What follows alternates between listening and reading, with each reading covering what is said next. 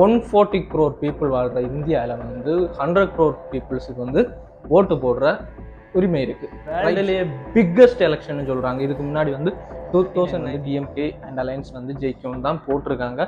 And சில force வந்து mention பண்ணியிருக்காங்க. 39ல 36 DMK, 543 seats all over India. 29 ஸ்டேட்ஸில் வந்து 543 சீட்ஸ் உண்டு. 543 சீட்ஸில் நீங்கள் மெஜாரிட்டி 272 எடுத்தால் தான் மெஜாரிட்டி ஆப்ஷன் மெஜாரிட்டியாட்டு நீங்கள் ரூல் பண்ண முடியும். And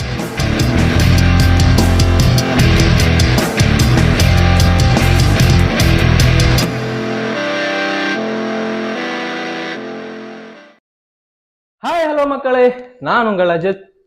election, parliament election 5 years குறிக்க நடக்கும். அந்த மாதிரி 13th பார்லிமெண்ட் எலெக்ஷன் வந்து April 19 ஸ்டார்ட் ஆகுதுங்க. இது வந்து வேர்ல்டுலேயே பிக்கஸ்ட் எலெக்ஷன் சொல்கிறாங்க. இதுக்கு முன்னாடி வந்து 2019 இந்தியன் பார்லிமெண்ட் எலெக்ஷன் வந்து பிக்கஸ்ட் எலெக்ஷன் சொல்லியிருந்தாங்க. பட் அதை விட பிக்கஸ்ட் எலெக்ஷன் தாங்க இந்த 2024 பார்லிமெண்ட் எலெக்ஷன். இது ஏன் பிக்கஸ்ட் எலெக்ஷன் சொல்கிறதுனால 140 crore பீப்புள் வாழ்கிற இந்தியாவில் வந்து 100 crore பீப்புள்ஸுக்கு வந்து ஓட்டு போடுற உரிமை இருக்குது, ரைட்ஸ் இருக்குது ஓட்டு போடுறதுக்கு.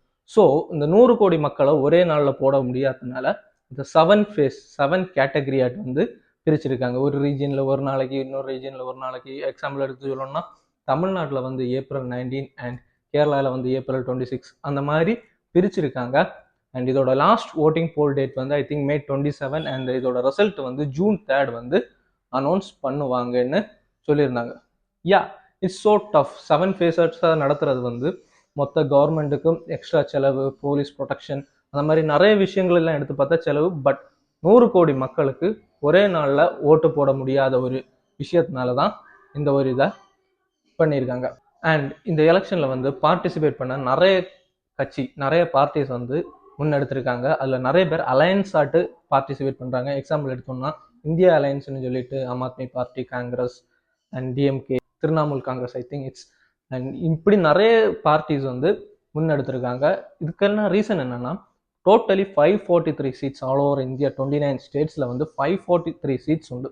543 சீட்ஸில் நீங்கள் மெஜாரிட்டி 272 எடுத்தால் தான் மெஜாரிட்டி ஆப்ஷன் மெஜாரிட்டியாட்டு நீங்கள் ரூல் பண்ண முடியும். அண்ட் அதில் 272 கிடைக்கலன்னா உங்களுக்கு வேற ஏதாவது கட்சிகள் கூட அலையன்ஸ் பண்ணிட்டோ, ஜெயிக்கிற கட்சிகள் இப்போ சுயேட்சை அனுப்பாங்கல்ல, ரைட் அலோன், ஸ்டாண்ட் அலோன் அனுப்பாங்கல்ல, அவங்க கூட அலையன்ஸ் பண்ணிட்டு உங்களுக்கு பார்ட்டி அமைக்கலாம். ஆனால் பட் உங்களுக்கு 272 மேலே இருந்துச்சுன்னா உங்களுக்கு தனியாக எலெக்ஷனில் உங்களுக்கு ரூல் பண்ண முடியும். 6 PM கேண்டிடேட்னு சொல்லி அந்த பார்ட்டி ரூல் பண்ண முடியும்.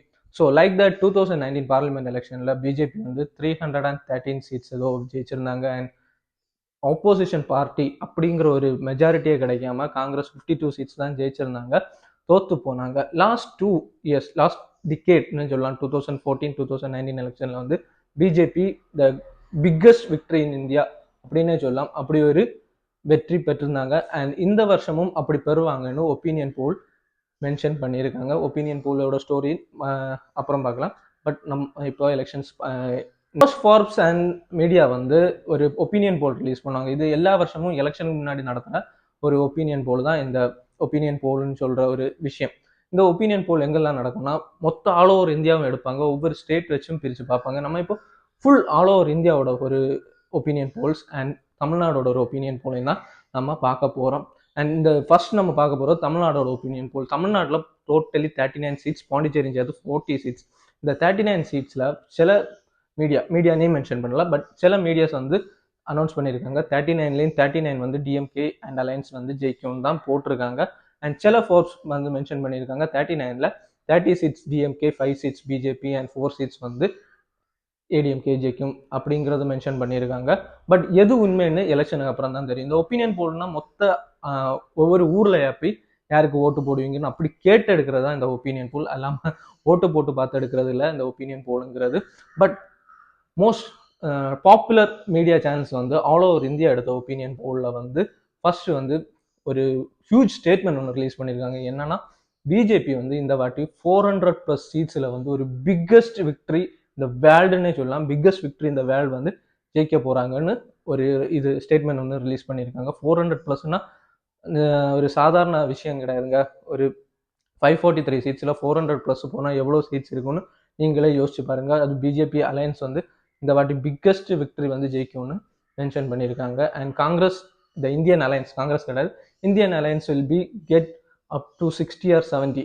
அண்ட் ஒரு விஷயம் எடுத்து பார்க்கணும், டிஎம்கே தமிழ்நாட்டில் வந்து 30 சீட்ஸ், எக்ஸாம்பிள் ஒரு மேக்ஸிமம் ஒரு 30 சீட்ஸ் பிடிச்சாங்கன்னா பாக்கி எவ்வளோ சீட்ஸ் இருக்குது ஆல் ஓவர் இந்தியாவில் தமிழ்நாடை மட்டும் ஒதுக்கி வச்சுட்டு பாக்கி 28 ஸ்டேட்ஸை பார்த்து 28 ஸ்டேட்ஸில் ஜஸ்ட் 50 சீட்ஸ் மட்டும்தான் காங்கிரஸுக்கு கிடைக்கும்.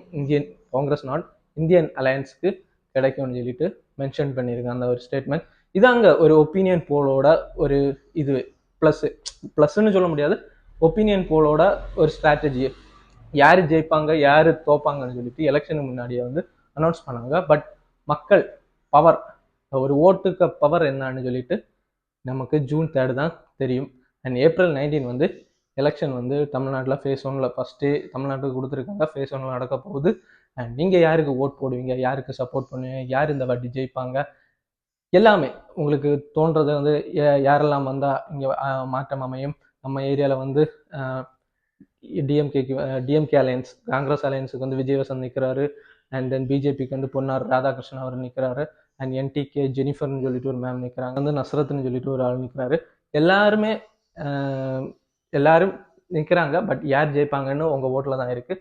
ஸோ நீங்கள் யாருக்கு ஓட் போடுவீங்க, உங்களுக்கு யாரை பிடிக்கும், அண்ட் யார் ஜெயிப்பாங்க, அண்ட் யார் மெஜாரிட்டியை லீட் பண்ணுவாங்க, உங்கள் ஒப்பீனியன் என்னன்னு சொல்லிட்டு கீழே கமெண்ட் பாக்ஸில் கமெண்ட் பண்ணலாம்.